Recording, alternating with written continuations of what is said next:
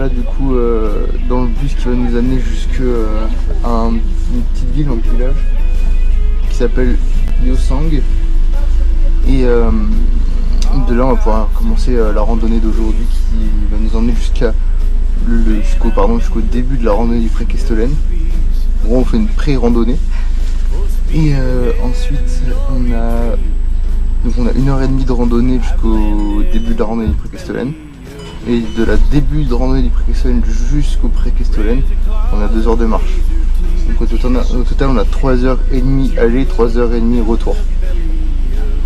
Ça va être sportif, surtout qu'il pleut comme pas possible, c'est ça que moi je suis en poncho et là elle est en veste mais elle va avoir aussi un poncho. Donc ça va être une journée un peu compliquée. Déjà ce matin c'était un peu tendu, la pluie ça nous a pas mis très bien, surtout moi. Et la fatigue et tout, j'en suis une accumulation. Mais maintenant c'est cool d'aller au Pré Kestelen, j'ai trop hâte, mais il pleut toute la journée donc peut-être qu'on aura des éclaircies mais c'est vraiment pas sûr du tout. On croise les doigts et puis je vais essayer de vous montrer un maximum de choses malgré la pluie. Alors c'est bon, du coup on commence la rando jusqu'au début de la rando du Pré Kestelen. J'espère que vous arrivez à suivre. Et jusqu'à la rando on a 83 mètres ou c'est au total? Jusqu'à tout en haut? Jusqu'au point de départ de la rando? Oui. Donc là on a du coup 283 mètres à monter jusqu'au début de la rando. Et c'est pas sur un chemin, c'est sur la route, donc c'est pas trop fun.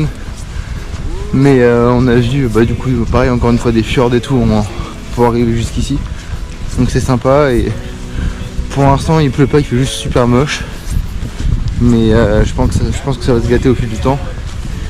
Et nous on espère de pas trop marcher sous la pluie. Sinon ça va être une très longue journée.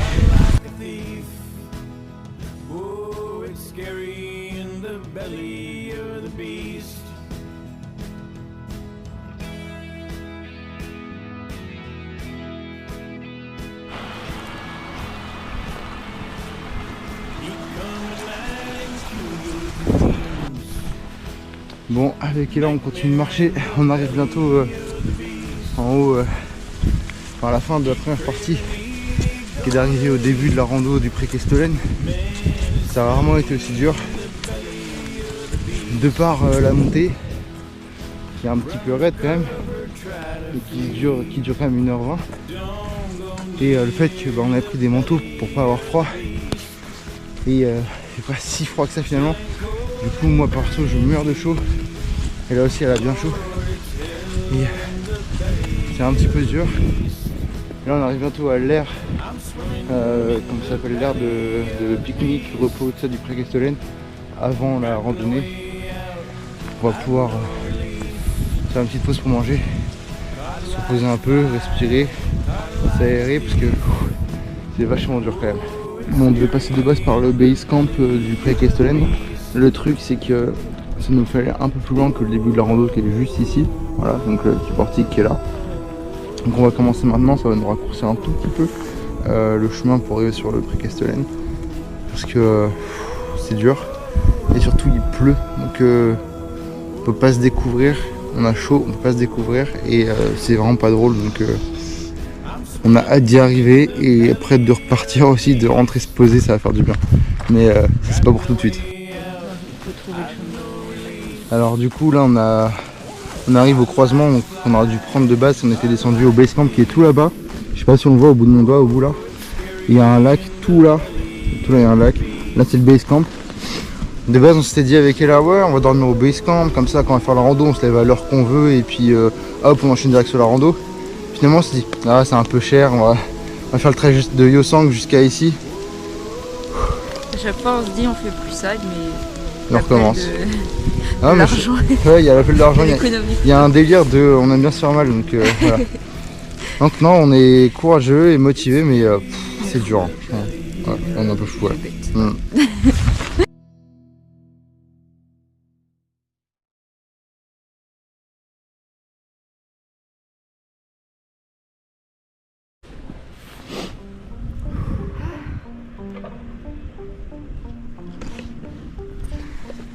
la vue elle est époustouflante, mais il nous reste encore un peu plus de 300 mètres de dénivelé à taper.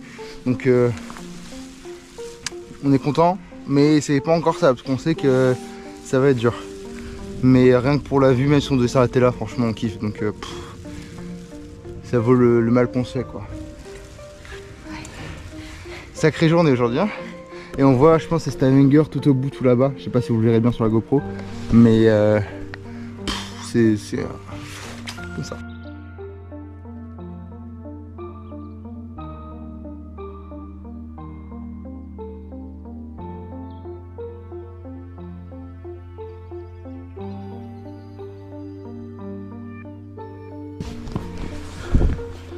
Donc là on est toujours en train de monter, donc ça reste très dur, mais c'est quand même beaucoup plus kiffant, beaucoup plus agréable que faire que de la route et de la montée sous la pluie. Là déjà il pleut pas, on a de la chance.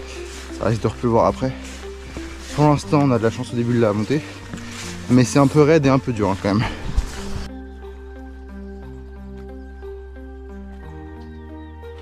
Bon, on monte bien. On a fait un bon tiers et il nous reste encore, comme on peut le voir sur le panneau, on a monté jusque là et il nous reste tous à monter avant d'arriver au Prekestelen qui est tout là-bas. Encore une montée difficile, mais ça va le faire. Ah, une montée bien hard, mais après c'est plus plat et ça va être kiffant.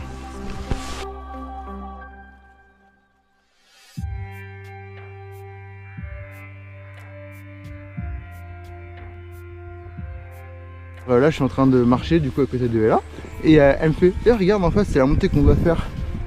Vous voyez le creux là entre les deux montagnes, c'est là-bas qu'on doit monter.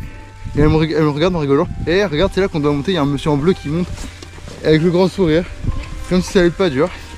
Ça va être horrible mon cœur, horrible.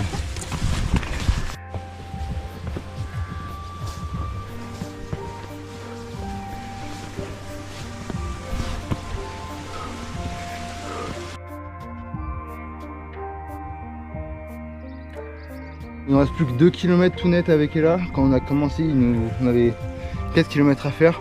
En réalité plus 3,5. Donc on a déjà fait 1,5 km vers le Prekestelen. On a déjà bien avancé. Niveau timing, on est très bon, j'ai l'impression. J'ai l'impression qu'on va super vite par rapport à ce qu'on avait prévu de faire. Mais c'est bien. Et là on s'attaque au gros du gros. Faut qu'on tape une grosse montée là. C'est très dur physiquement. On meurt de chaud et à la fois il fait moche, donc faut pas trop se découvrir. Puis on monte à 600 mètres de haut, donc il fait 1 ou 2 degrés là-haut. Et avec du vent, donc je pense que ressenti en négatif. Ça va être... puis on a transpiré, donc en plus avec le vent et tout, ça on va se refroidir. Ça va être quelque chose. Mais on a hâte d'y arriver et on se démotive pas. Dur, mais on va le faire. Toi, regarde tes générations pour toi. Tes mains. Je fais le tube. Qu'est-ce qu'on a dans ce tube? Dans ce tube, elle sait même pas dire tube. C'est à vos ordres chef après petit fil au tube. Non. Si. On arrive bientôt.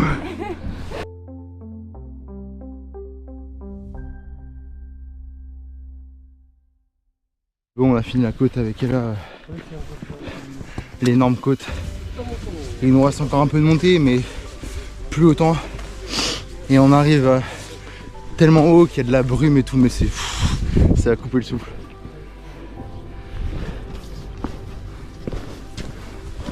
Malgré la pluie, on avance bien. Il nous reste 3 petites montées comme là on vient de monter, donc il ne me reste plus que réellement 2. Alors, il y a beaucoup de brume. On va pas beaucoup loin. Enfin, on va pas très loin, pardon, c'est plus français. Physiquement, c'est super dur parce que on a marché déjà bien avant de commencer la rando. Mais et il pleut aussi, il pleut. Ça glisse un peu. Donc beaucoup de contraintes on va dire. Mais pour un rendu plus belle rando de ma vie je pense.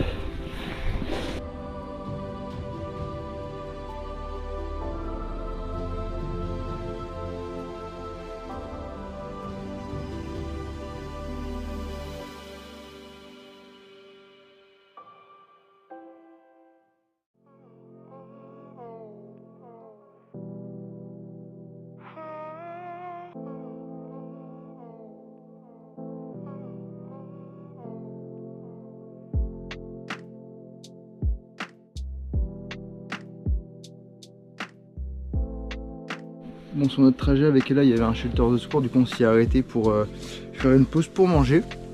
Donc moi je suis littéralement mais trempé. On peut le voir là, c'est à peu près sec ici, je crois, et après c'est trempé. Et là si on le voit, la différence est à ce niveau là. Là c'est horrible, j'ai l'impression d'avoir pris une douche alors que je suis protégé juste parce que je suis avec le gros manteau d'hiver. Ce qui n'est pas si froid, mais surtout qu'on fait beaucoup d'exercices. Bref, on va manger après Castellane parce qu'on est vraiment pas loin. Et puis il pleuvait, du coup on en a profité pour se mettre un petit peu à l'abri. Puis bah là... Sandwich time. Ouais, sandwich time. Devant un paysage extra brumeux. Alors on s'est mis en route avec Ella. La pause nous a fait du bien et à la fois pas trop. Parce qu'on s'est vraiment rafraîchi. Et là du coup faut repartir, c'était un peu dur. Mais on est devant un paysage à couper le souffle à chaque fois. Vraiment c'est extraordinaire.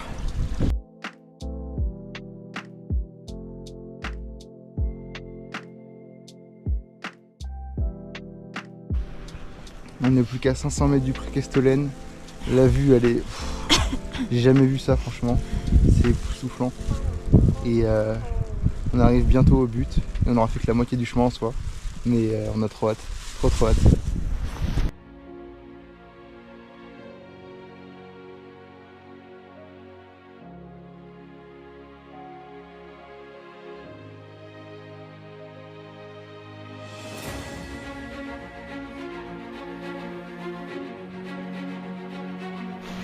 On est très sûrement sur notre dernière montée avant l'arrivée au pré Castellane. On n'a qu'une chose, c'est d'y être. Hâte d'une chose, pardon, c'est d'y être. On est fatigué comme jamais. Les journées sont longues et épuisantes, mais à la fois pleines de beauté. Et ça va être cool malgré le brouillard et la pluie, je pense.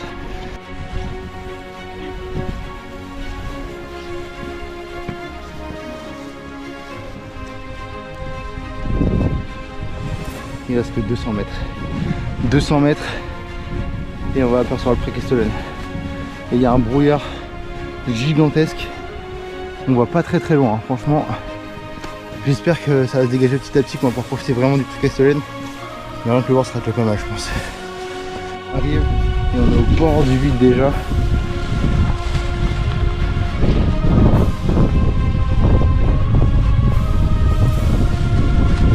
Il y a un épais brouillard. Mais je pense qu'on va continuer un petit peu. C'est un peu technique parce qu'il faut marcher vraiment au bord de la falaise. Mais le rocher en vaut le coup, je pense. On doit passer sur cette toute petite partie là et après bah, c'est le vide quoi. Si on glisse c'est compliqué, donc on va essayer de pas glisser. Hop, pour moi c'est bon. Et là aussi, on a réussi haut la main.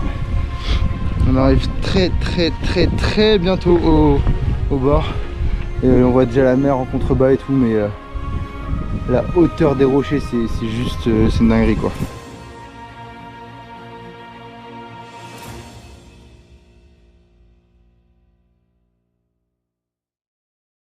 Ça va, on aperçoit apparemment encore, enfin pardon, je cherche à parler, le pré Castellane qui est en face de nous avec des gens dessus. Donc il n'y a pas énormément de monde parce qu'on n'est pas dans une saison très touristique. Et surtout qu'il fait aussi très moche. Mais juste là-bas là, juste ici.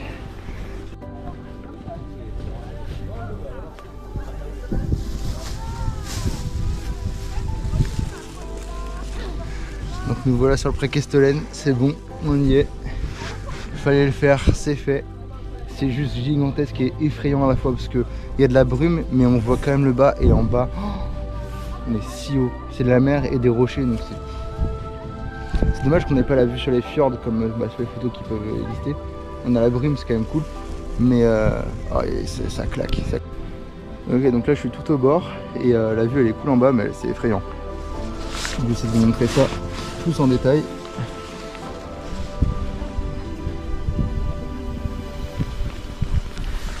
C'est fou.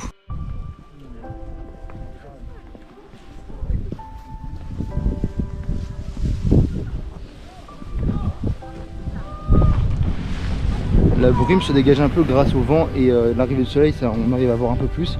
Ah ouais, c'est fantastique.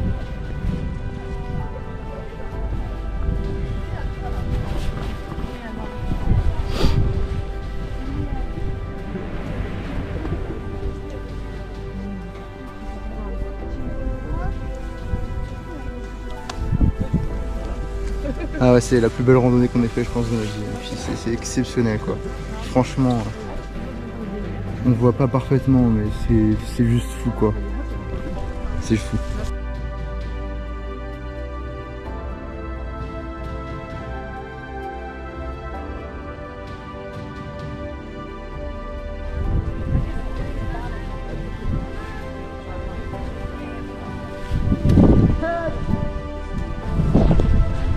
La vue elle est exceptionnellement belle, surtout que la brume là, elle s'enlève, donc on voit de mieux en mieux, c'est très agréable. La vue est dégagée surtout, c'est époustouflant vraiment. On voit loin. Et là on a de la brume avec nous, ça fait cinématique un peu.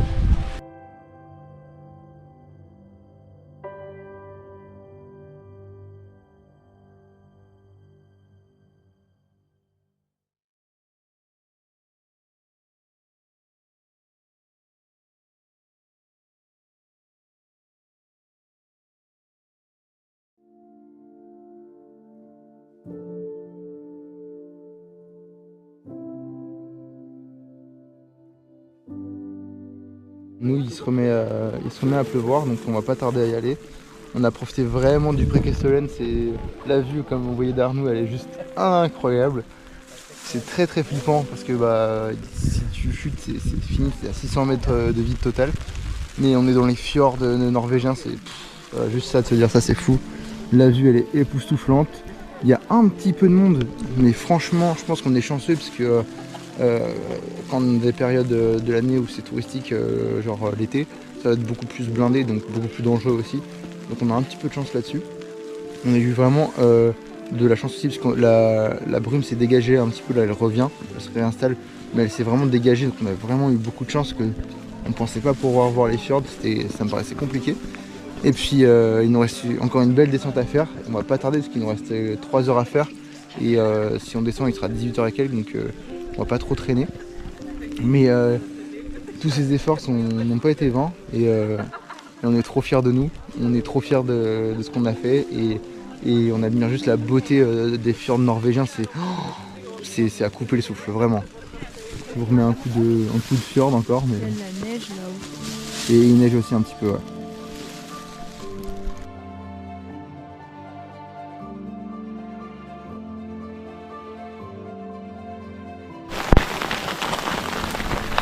Je sais pas si vous voyez tomber sur nous, mais c'est de la grêle. On a eu vraiment le bon timing sur le rocher, le pré Castellane. Enfin sur la falaise plus qu'un rocher. Mais nous voilà, et là on marche et il y a de la neige. Mon cœur ne reste pas trop au bord. Il y a de la neige, il y a de la grêle. C'est exceptionnel. On nous a dit oui, le mois d'octobre c'est pas le bon mois pour voyager. Alors oui, c'est pas le meilleur mois pour voyager en Norvège.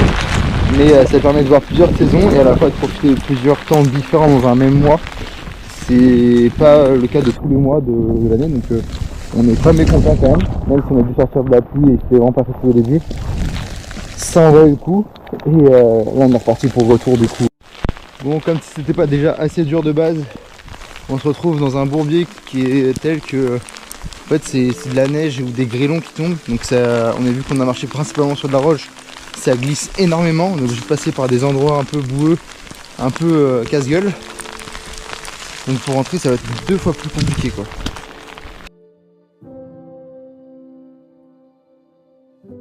Bon, pour nous le temps il s'est un petit peu calmé. On n'a plus de grêle ni de neige qui s'est déposée sur le sol. Du coup ça glisse plus vraiment du coup parce que c'est juste mouillé maintenant. Mais il nous reste tout le retour à faire. On est un petit peu fatigué parce qu'on a déjà beaucoup marché. On n'est pas arrivé je pense avant 18h à la ville à laquelle on va être récupéré en bus pour être amené à Stavanger. Du coup il nous reste un petit peu de chemin. Le retour évidemment est plus simple physiquement parce que c'est que de la descente entre guillemets. Mais vu que c'est plus glissant et qu'on est fatigué, c'est pas si simple que ça non plus quoi. Donc on fait attention. On a toujours des paysages vraiment trop cool, hein, évidemment. Hop là. Mais on a hâte d'arriver, se poser et prendre une bonne douche bien méritée, je pense. Pour en revenir à tout à l'heure par rapport aux saisons, octobre, c'est sûr que c'est pas la meilleure saison pour découvrir vraiment la Norvège, on va dire. Enfin, oui et non, parce qu'on est vraiment dans une saison où bah, du coup il y a de la pluie, vu que c'est l'automne. Donc bah faut être couvert et à la fois il fait froid, donc faut aussi avoir chaud, donc faut être imperméable et à la fois chaud. C'est un peu le truc technique qui est compliqué à avoir. C'est pour ça que moi depuis tout à l'heure je sue comme jamais, parce que bah j'ai le poncho mais en dessous j'ai mon manteau d'hiver. Donc c'est sûr que j'ai pas froid, hein. Mais par contre c'est dur. Mais à la fois du coup on a plusieurs saisons qui se déroulent au même mois. On a la fin de l'été qu'on a pu voir avec le soleil, les couchers de soleil magnifiques. On a aussi bah, du coup l'automne qu'on voit avec la pluie, le changement de couleur des arbres. Et un petit peu l'hiver avec la neige et les températures très très fraîches. Et ça sur le même pays, vu que la Norvège est très grande, qu'on va passer le cercle arctique, ce sera beaucoup plus du froid que de la neige et beaucoup plus du froid que de la pluie. Et aussi ce sera de la neige. Donc c'est très très sympa. Bien que compliqué, puisque tous les jours ça change la météo. Mais très très très sympa. Et je sais que c'est pas un mois qui est recommandé. Je pense que l'été c'est plus sympa parce qu'on peut faire plus de randonnées. Nous par exemple là c'est très très compliqué de faire le Preikestolen, qui c'est d'être une randonnée accessible quand même. Alors du coup toutes les autres randonnées on pourra peut-être pas forcément les faire. Mais voilà, au moins je vous donne mon avis sur le mois d'octobre en Norvège. Je pense que c'est un bon mois. Bien qu'il faut faire des sacrifices au niveau vestimentaire. On a appris que le chemin, là, les marches sur lesquelles on marche jusqu'au Preikestolen et même d'autres chemins en Norvège, ils ont fait venir des Sherpas du Népal pour venir les construire. Alors, je sais pas ce que je suis censée en penser, mais voilà, c'était la petite info du jour. Ouais, ça prouve même que les Norvégiens, dans leur montagne, ils sont pas capables d'aller créer un chemin pour tout le monde. Comme quoi elle est vraiment pas facile cette randonnée. Enfin pas facile, elle est accessible mais pas facile, ça c'est sûr. Et que surtout bah les Sherpas népalais sont juste monstrueux, parce que bah pour avoir vraiment créé un chemin de toutes pièces pour accéder jusqu'au Preikestolen, c'est juste faut être un titan quoi.